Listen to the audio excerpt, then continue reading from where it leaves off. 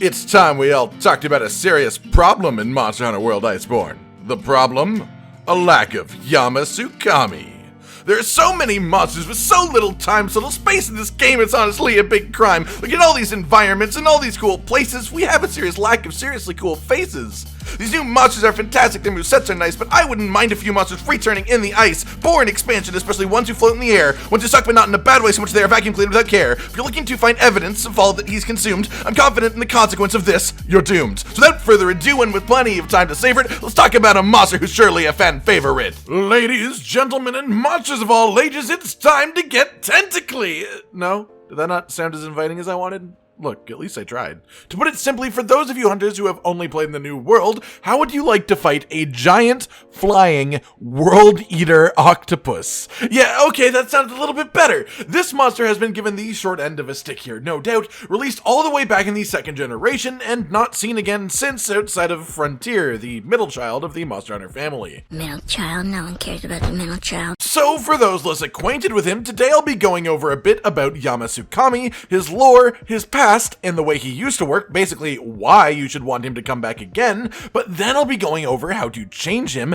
and modernize him for our new style of games with all of our crazy technological upgrades. Gentlemen, we can rebuild him. So, as for why he should come to the New World, well, just fucking look at the guy. A flying, giant octopus. Why would you ever not want him around in any capacity just to look at, if nothing else? I won't lie, part of my love for this monster stems from similar places as my love for Duramboros. My fascination with extremely tranquil and peaceful creatures that are capable of so much destruction if they choose, as one of Yama Tsukami's most notable features, is the literal ecosystem that lives on his back. From a distance, it almost looks like he has a small garden, maybe even a very tiny forest growing right on him. And while it is not necessarily wrong, it is a mix of the technical limitations that existed when he was released originally, and Monster Hunter being a little bit sneaky with its lore, as what is actually on his back is called dragon moss, and the trees are dragon wood, a very specific parasitic form of plant life in the Monster Hunter universe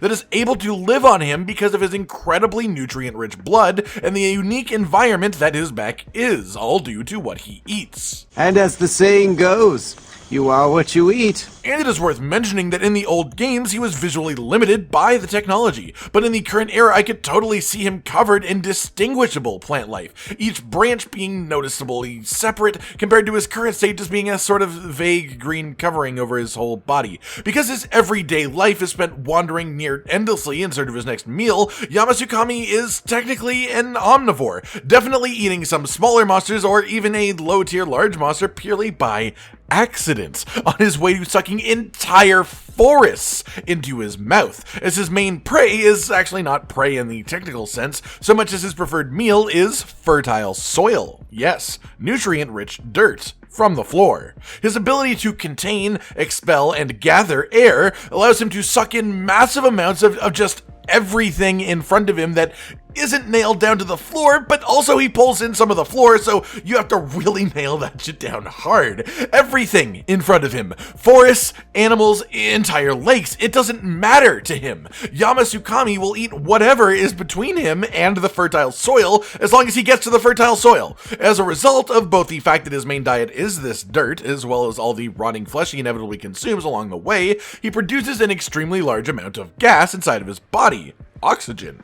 This is what allows him to float, and he is able to control this gas to, propel himself. Let's not spend too much time considering how a giant sphere full of air propels forward. Just saying. Here comes the fart joke. But as powerful as that is, we still have somewhat limited understanding of it, as when enough damage is done to him, he will fall to the ground, after which he floats back up. This means, at least to me, that this isn't a purely background biological function, the floating. It is something that he has to think about actively, something that requires concentration, or else no matter what, he would stay up there floating, or at the very least, after knocking him down, he wouldn't be able to get back up. So there is definitely some sort of concentration component to this too. On top of all this, Yama Tsukami has a very deep symbiosis with great thunderbugs, who he provides a habitat to, allowing them to safely grow to maturity security in exchange for, well, protecting Yama Tsukami. As a result, while this is technically a symbiosis, it's definitely hard in Yama Tsukami's favor, especially as he can literally fire them out of his mouth at you like a weapon, having them explode right in your face. Oh, did I mention that the place that they live in is his mouth? His mouth that has excruciatingly human teeth? My shiny teeth and me.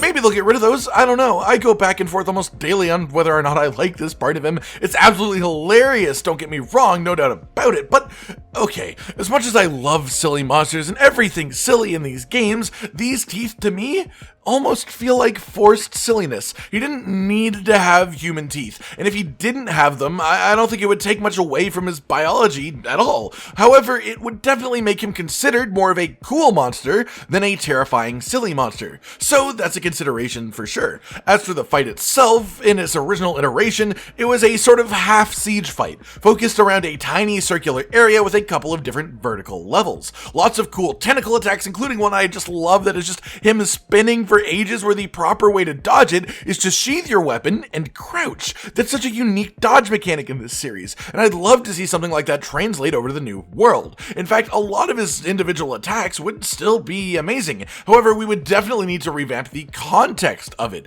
as these days fighting a monster in an arena like this would just be so anticlimactic, especially because I just think we can do better. I think he deserves better, and I think he deserves something much closer to explosions!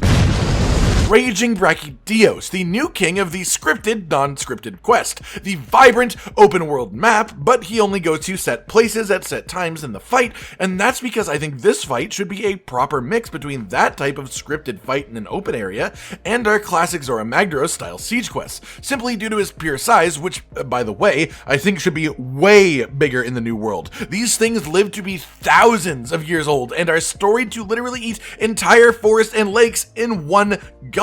One gulp. I think we could definitely go a bit harder on the size factor here, Capcom. Really make him a hulking gargantuan in the sky.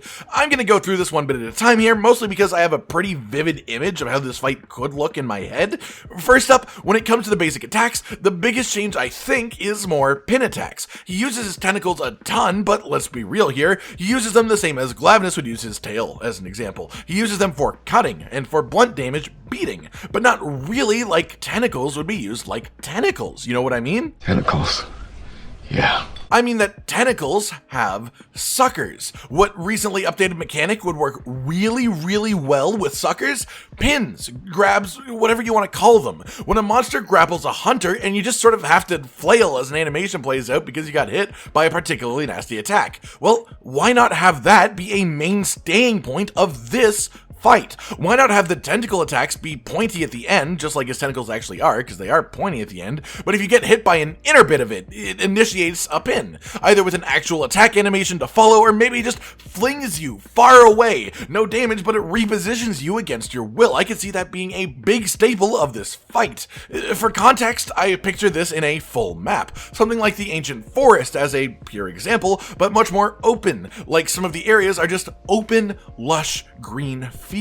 Maybe one of them has a bunch of water, but all of the zones would have little man-made structures that you can use to gain verticality and attack him even while he is in mid-air. But the idea is, I want this fight to have stages, large, open stages that fit him. They go through 8 separate stages. Okay, maybe not that many, but let's just say 4 as an example, just for now. In each phase, generally, you fight normally for a while, chipping away at his hard, foliage-covered outer shell. Then, after enough damage is done, he does what he do, and he sucks in the entire area you are in. Just full-on consumes all of the life, and in a charming mix between the Bolt Reaver Astalos Black Hole attack and Safijifa's Sapphire of the Emperor, you will be pulled towards him unless you can find a place behind a sizable rock or some sort of small man-made structure placed strategically around the arena. If you get sucked in during this attack, like all the way into his mouth, it's a one-shot. You instantly die. But if you make it through it, there is a downtime period where he just sort of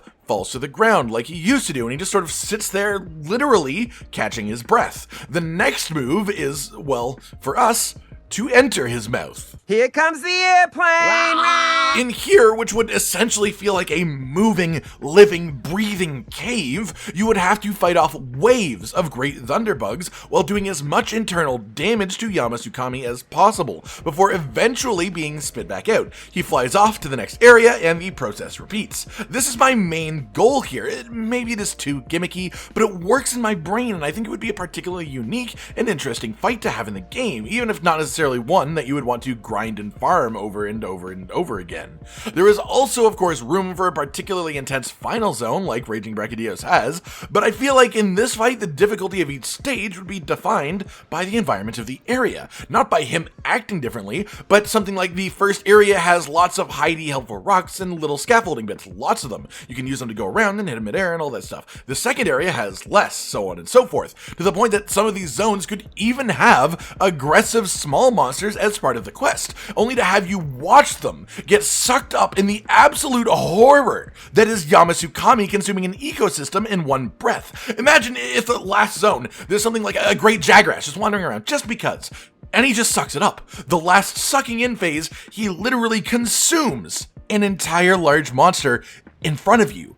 That would be so cool. In summary, I would love to see Yama Tsukami come to the new generation of Monster Hunter games in any way possible, if for no other reason than the significant visual upgrade he is bound to receive, both a size increase and an increase in the detail of all the little bits that grow on him. He would look absolutely gorgeous. But I think his fight also has a ton of potential for growth and for modernization to match some of our more current Siege type fights. Hell, he could even usher in a new age of oversized monster quests if he's done right. But no matter what, I would be happy just to physically see him in the game. So the ball is in your court, Capcom. Let's see how you feel about this.